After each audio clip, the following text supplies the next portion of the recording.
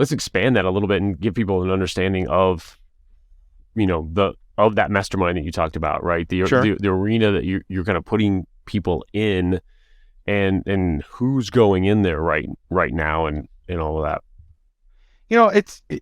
I think what I found, and I kind of had to work this through in the last 3 years I've been doing the one-on-one coaching, is a lot of clients that I would work with, they were really successful.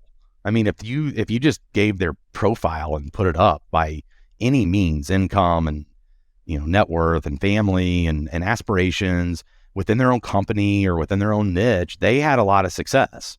I mean, a lot of my clients are the top people in their given field or company. But what I started to see was, given their age and their demographic and what they talked about and what they aspired to do, they weren't really doing the big things. And it wasn't because they were super scared of them or they didn't really want them. It's just that they didn't quite know how to utilize leverage or to recruit talent or to delegate or to do the things that takes them from being kind of the one superstar to expanding that. But it also wasn't something that was really in their stratosphere. They may come to me and say they want to increase their revenue. And then I'm talking to them about, okay, well, why don't you take that million and make it 10 million? And how do you actually do that? I mean, I had the benefit of running a pretty big organization, and I think people think they're relegated to kind of their little piece of the world.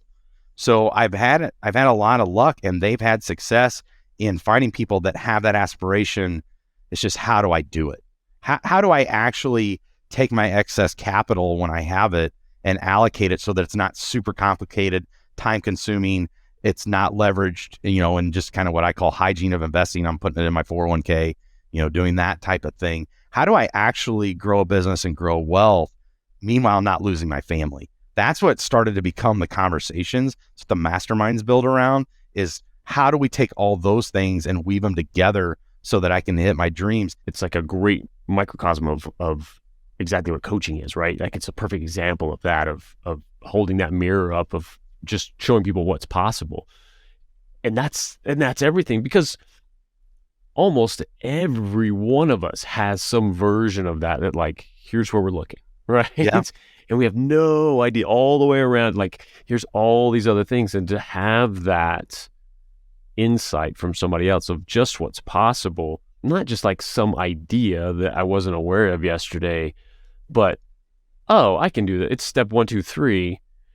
Like we talked about before, it doesn't mean it's easy, but it's very doable. It's Sure. steps at that point. What I generally see in people, whether it was developing leaders where I came from or now with my clients, is there's so much more that you're not looking at. Let's figure that out. And now we've brought it together where we're collaborating, sharing ideas, and it's people from different industries. So you're not getting that super groupthink bias that we're all doing the same thing. It's the same, play. We're going to run it the same.